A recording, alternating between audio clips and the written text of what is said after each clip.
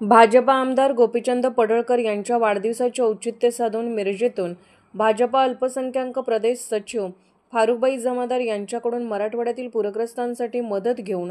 4 truck रवाना। भारतीय जनता पक्षाचे जतचे आमदार श्री गोपीचंद पडळकर यांच्या वाढदिवसानिमित्त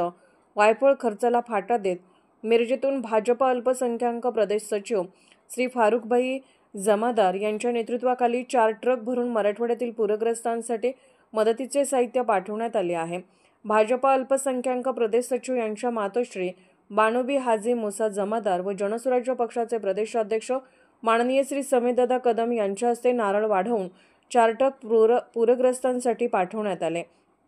त्यामध्ये 2 ट्रक जनावरांना चारा, 2 ट्रक भरून औषधे, पिण्याचे पाणी, कपडे, तांदूळ, गहू, ज्वारी, बिस्किटे, ब्लँकेट, गोडे तेल, साबण, डाळ, कपडे, पोहे, रवा, आटा असे 2000 रेशन किट मराठवाड्यातील पूरग्रस्तांच्या मदतीसाठी रवाना करण्यात आले। यावेळी भाजपा अल्पसंख्याक प्रदेश सचिव यांच्या मातोश्री बानोबी हाजी मुसा जमादार, प्रदेश सचिव फारुखभाई जमादार व जनसुराज्य पक्षाचे प्रदेशाध्यक्ष माननीय श्री समीरदादा कदम, फिरोजभाई जमादार, पप्पूभाई अत्तार, नितेश भैया कांबळे, फिरोज भैया शेख, मोहम्मद गौस खाटिक, मंजूर, जहीर मुजावर, साकिब पठाण, वसीमभाई शेख, सुभान नदाब आदी पदाधिकारी व कार्यकर्ते उपस्थित होते।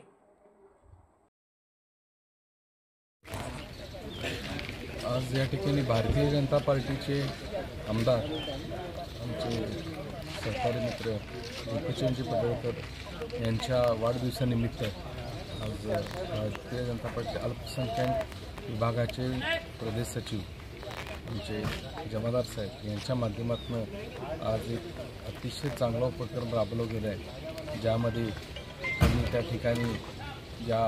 आमच्या अतिवृष्टीमुळे जी पीडित आमचे विदर्भ मराठवाड्यातले आमचे शेतकरी बंधू भगिनी आहेत आणि आमच्या सर्वच कौटुंबिक असणाऱ्या ह्या कुटुंबाला महाराष्ट्रातल्या जे अडचणीत आले त्यांना मदत करायच्या दृष्टिकोनातून एक चांगलं असं एक सहकार्य त्यांच्या माध्यमातून आज पडळकर साहेबांच्या वाढदिवसानिमित्त केलं आहे। आणि त्याचा आज आम्ही या ठिकाणी अतिशय आम्हाला सगळ्यांना दुःख होतं हे करताना, पण आम्ही सगळेजण या